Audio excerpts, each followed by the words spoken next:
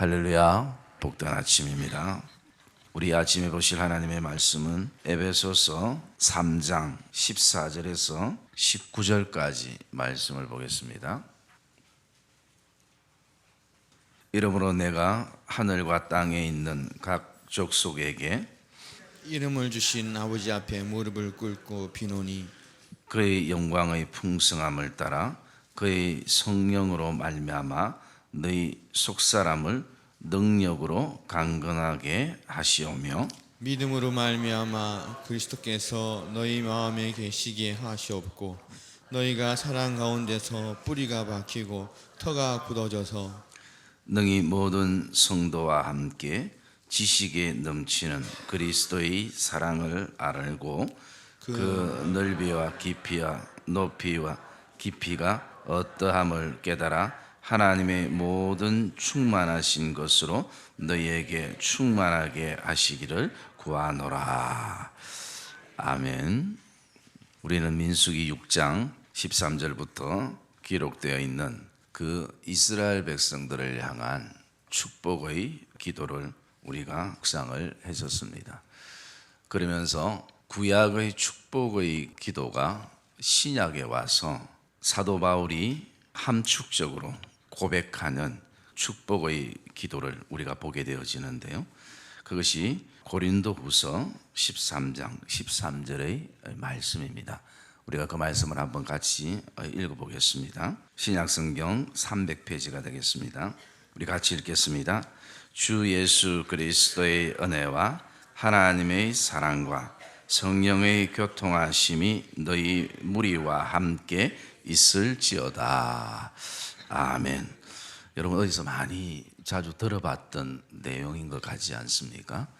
대부분 목사님들이 축도로 이 기도를 가지고 여러분들의 자녀와 또 섬기는 일터와 그리고 여러분의 장래를 축복하며 기도하는 것입니다. 그래서 이 축도는 예배를 마침을 의미하는 기도가 아니라 여러분들을 향해서 축복하며 복을 비는 기도인 것입니다. 그 구약의 모든 축복의 기도를 요약하면 우리 사랑하는 자녀들에게, 우리 또 부모에게, 우리 교회에게, 우리 가정에, 우리가 섬기는 일터와 그리고 사업장 가운데, 가게 가운데 예수 그리스도의 은혜가 있기를 원하고 하나님의 사랑이 있기를 원하고 또 성령의 교통하심이 있기를 원하는 그런 축복의 기도를 보게 되어집니다. 뭐 다른 말은 그렇게 어렵지 않을 것이고 여기 성령의 교통이라는 것, 이 교통이라는 것은 코이노니아를 말하고 있습니다. 교제라는 것이죠. 사귄다는 것이죠. 그리고 그 속에서 서로 왕래하며 대화한다라는 것이죠.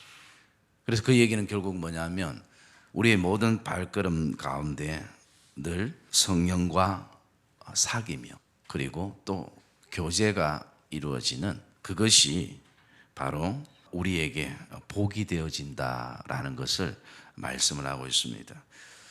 이 축복의 말씀을 조금 더 자세히 풀어서 사도 바울이 고백하는 것이 오늘 우리가 읽었던 에베소서 3장 14절에서 19절의 말씀인 것입니다.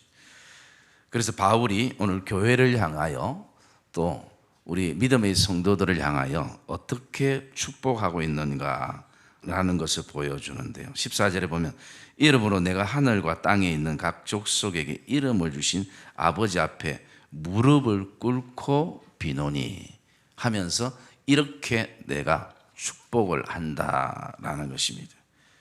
그 축복의 어떤 내용들은 무엇을 담고 있냐면요. 그 첫째가 16절에 있는 것처럼 그의 성령으로 말미암아 너희 속사람을 능력으로 강건하게 하시오며라는 것이요.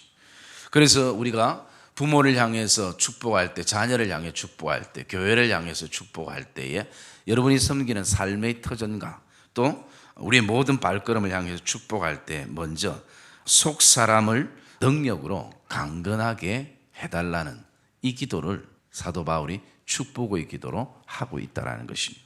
가장 성경에 속사람과 겉사람을 자주 나누었던 사람은 바로 사도 바울이었습니다. 그 속사람과 겉사람의 어떤 그 윤곽이 드러나게 되었던 계기는 바로 예수 그리스도임을 말씀하고 있습니다. 그러면서 속사람과 겉사람의 그 분명한 선이 우리의 현실적인 삶에 어떻게 드러나고 있는가? 그것은 사도 바울 개인적으로는 고난이라는 것을 통해서 속사람이 강건한지 아닌지 그것이 드러난다라고 말씀하고 있습니다. 그래서 그것이 그 앞절의 말씀에 보면 12절과 13절의 말씀에 보면 바울이 이렇게 에베소 교회를 향해서 말하고 있습니다. 우리가 그 안에서 그를 믿음으로 말미암아 담대함과 확신을 가지고 하나님께 나아감을 얻느니라. 그러므로 너희에게 구하노니 너희를 위한 나의 여러 환난에 대하여 낙심하지 말라. 이는 너희의 영광이니라 라고 말씀하는 것입니다. 그래서 바울은 오늘도 자신이 속사람이 강건한지 강건하지 않는지 현실적인 것은 예수 그리스도를 통해서 또 여러 가지 인생의 환난과 어려움 그리고 또 시험과 그리고 나아가서 여러 가지 일들을 통해서 그는 내 속사람을 들여다보게 된다는 것입니다. 그래서 오늘 속사람이 강건하다라는 것은 오늘 내가 믿음으로 말미암아 어떤 인생의 고난 가운데서도 어떤 인생의 절박한 위기 상황에서도 내 안에 하나님을 향한 담대함과 확신을 가지고 하나님께 나아가고 있는가라는 것입니다. 그래서 지금 모든 에베소 교회의 성도들이 바울이 당하는 그 복음 때문에 당하는 고통과 아픔 때문에 많이 눈물을 머금고 마음이 많이 힘들어하는 가운데 있지만 도리어 속사람이 고난을 통해서 강건한 사도 바울은 교회를 향해서 도리어 축복을 하고 있다는 것입니다. 여러분, 우리의 삶 가운데 곰곰이 돌아보면 내가 축복할 수 있다는 것은 어느 정도 사람들이 나를 인정해 주고 그리고 뭔가 본보기가 되어지고 그렇게 했을 때 축복하는 것이 아닐까라는 생각을 가지게 됩니다. 물론 그럴 때도 축복의 어떤 대상이 되겠죠. 그러나 내가 고난 가운데 있을 때도 아픔 가운데 있을 때도 연약함 가운데 있을 때도 우리가 기억해야 되는 것은 사도 바울은 교회를 향해서 믿음의 자녀들을 향해서 담대하게 축복한 것을 저와 여러분이 기억하시기를 주의 이름으로 축복합니다. 왜 그런 고백을 가집니까? 사도 바울은 나의 이 여러 환난에 대하여 나는 낙심하지 않는다. 왜냐하면 이것이 반드시 하나님의 영광이 되고 너희의 영광이 되고 교회의 영광이 되어진다라는 것입니다. 여러분, 저와 여러분 안에 오늘도 어떤 인생의 고난 가운데 있어도 저와 여러분들이 자녀들이 하나님의 축복의 통로임을 확신하고 또 그 가운데서도 그 고난을 통해서 우리의 속사람이 더욱더 강건해지고 담대함과 확신을 가지며 나가는 그런 복된 은혜가 있기를 주의 이름으로 축복합니다. 그래서 우리의 삶 가운데 이런 고난이 있다 할지라도 사도 바울은 오늘 우리에게 어떻게 축복하느냐? 낙심하지 말라라는 것입니다. 여러분, 이것이 저와 여러분 안에 축복이 되기를 복이 되기를 주의 이름으로 축복합니다. 눈에 보이는 것만이 복이 아니라 오늘 여러 가지 인생의 어려움과 우리의 마음이 낙담되는 그 순간에도 우리 사랑하는 자녀들 안에 하나님 낙심하지 말게 해주시옵소서. 이 낙심이라는 것은 무엇을 말합니까? 지쳤다라는 의미가 있습니다. 너무 실증난다는 의미가 있습니다. 용기를 잃어버리다. 그리고 낙담하다. 이 마음이 뭔가에 의해서 뚝 떨어지는 그 순간을 낙심이라고 얘기하고 있습니다. 여러분, 우리의 삶도 얼마나 지칠 때가 많이 있습니까? 그리고 사람은 누구나 할 것 없이 가지기 전에는 너무나 애타게 목말라하지만 가지고 나면 어느 순간부터 실증 내는 것이 우리의 어떤 삶인 것입니다. 실증이 나면, 지침이 나면 감사가 사라지는 것이죠. 우리의 삶에 용기를 잃을 때도 얼마나 많습니까? 우리 마음이 낙담될 때가 얼마나 많습니까? 우리가 전혀 예상하지 않았고 계획하지 않은 일들이, 돌발 상황들이 우리의 삶에 또 교회 안에 일어나고 할 때에 우리는 낙담되고 낙심되는 것입니다. 그러나 바울이 오늘 우리의 모든 가지수의 그 고난을 바울이 우리에게 무엇이라고 표현하냐면 바울 스스로를 향해서 나의 여러 가지 환난에 대하여 낙심하지 마라. 이것은 도리어 교회의 영광이 되고 너희의 영광이 되느니라. 여러분, 우리가 잘 아는 요한복음 11장에 그 나사로의 죽음을 통해서 다른 사람들은 다 인간적으로 슬퍼 울었지만 주님은 오늘도 그 나사로의 죽음을 향해서 이렇게 말씀하고 있습니다. 너희가 내 말을 믿으면 하나님의 영광을 보리라. 여러분, 오늘도 저와 여러분의 삶 안에 우리 속사람이 더욱더 강건하다라는 것은 이 여러 가지 환난 가운데 낙심하지 않고 또 우리 자녀들이 낙심하지 않기를 우리가 기도하며 이것이 축복이 되는 것을 확신하는 이 아침 되시기를 주의 이름으로 축복합니다. 그리고 두 번째, 사도 바울이 축복하는 것은 무엇을 말하고 있는가? 17절과 18절의 말씀에 보면요, 그리스도의 사랑을 알고 그리고 그리스도의 사랑 가운데서 뿌리가 박히고 터가 굳어지기를 축복하고 있다는 것입니다. 그래서 우리의 그 인생의 뿌리가 어떤 재물이 아니라 우리의 학력이 아니라 내가 가지고 있는 백그라운드가 아니라 예수 그리스도의 사랑에 거기에 뿌리를 내리고 터가 굳어져서 그 사랑을 알아가는, 그래서 저와 여러분들 안에 오늘도 우리가 서로 축복할 수 있는 것은 사랑의 하나님, 믿음의 삶을 살아갈수록 우리 자녀들이 그리스도의 사랑을 알고 그 사랑에 깊이 뿌리를 내리고 어떤 인생의 바람이 불어도 그 터가 흔들리지 않는 반석 위에 세워진 그런 굳건함을 우리 사랑하는 자녀들에게 또 다음 세대에게 허락하여 주시옵소서. 이것이 저와 여러분 안에 축복의 기도가 되기를 주의 이름으로 축복합니다.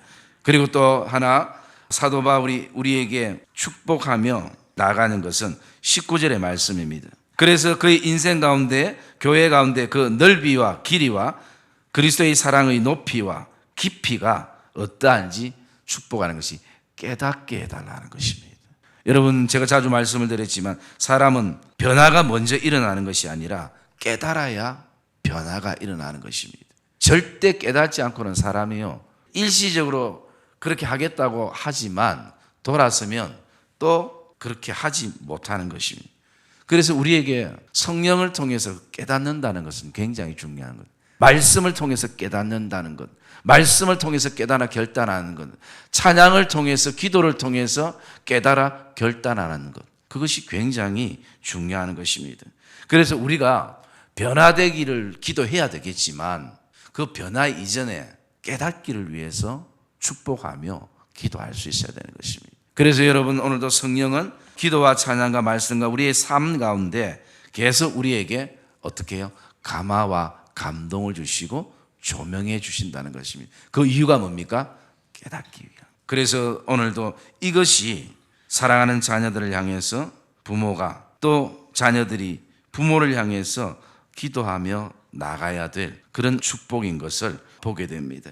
그래서 바울이 하나님 앞에 무릎을 꿇고 이 축복을 교회를 향해서, 자녀들을 향해서 하는 것을 기억하며 오늘도 저와 여러분 안에 이 축복이 기도의 제목이 되어지시고 우리 사랑하는 자녀들을 가슴에 품을 때마다, 또 영적인 자녀들을 가슴에 품을 때마다 우리가 하나님, 속사람이 성령의 능력으로 강건하여지고 그리고 하나님의 사랑을 알고 그 사랑에 뿌리가 내리고 터가 굳어지며 그리고 나아가서 오늘도 무엇보다도 우리에게 깨닫는 은혜가 있게 하셔서 더 깊이 하나님을 알아가고 믿음의 친밀감을 가지는 그런 복된 자녀들이 되게 해 주시옵소서.